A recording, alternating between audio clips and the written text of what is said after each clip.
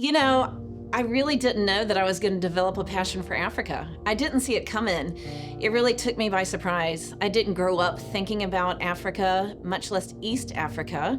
I didn't even know where Uganda was until a couple of years ago, when I found myself kind of accidentally in Uganda on a trip with a team. It's a story that began 2 years ago on a trip to Uganda to go visit partners and friends, and I had zero idea, zero expectation of what all I would see, what all I experienced. But one of those experiences that happened that has shaped where we are today was meeting a friend, a tour guide driver. So it came about accidentally, really. And it was so funny because I had just been kind of telling my story to the team. I had mentioned that I'm an only child, that I lost both of my parents, that I struggled with infertility. And then we met this guy and he said, well, my wife is an only child. Her parents are no longer living, and we're struggling with infertility. And when I heard that story, I thought, oh, this feels personal. This feels like something I need to really pay attention to.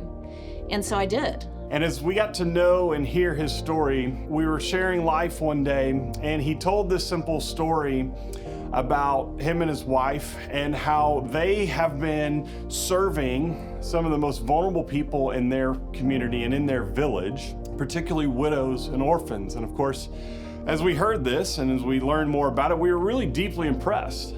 And so we were really curious. We heard their story and we wanted to know more. But the problem is what I realized, what I thought was happening was only this deep. But really, it wasn't until a year later when we went back to Uganda and got paired up again with the same tour guide driver that we got the special invitation to go to his village and actually see the people that he was serving. And I'll never forget this day because as we pulled into the village and we saw the response of people to him and we saw how they reacted to him, I knew something was different, that this man and his wife were not simply handing out food or helping people in small ways, but in fact, it was much bigger than that. I saw that the depth of his ministry and his work was not this deep, it was in fact this deep. We saw how well they cared and they loved, and they took every possible resource they could to come alongside and care for these widows and orphans. Again, some of the most vulnerable people this world has.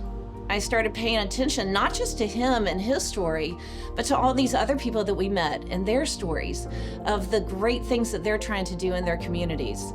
And then I started developing a passion for East Africa. And I thought, you know what? There's something that we can do here to help what these guys are already trying to do in their own communities. In Africa and throughout the world, there is a lot of brokenness. There's abject physical poverty everywhere, and you can become overwhelmed with it very, very easily. And you feel this sense of, what could I do? How could I solve this? And that has problems, but the other beautiful side of that coin, though, is that in the midst of all of that, there are people like this man and his wife and others that we have met. Other men and women who are actually making change. I think we can help them go beyond taking care of mere survival needs and maybe work towards some self-sustainability.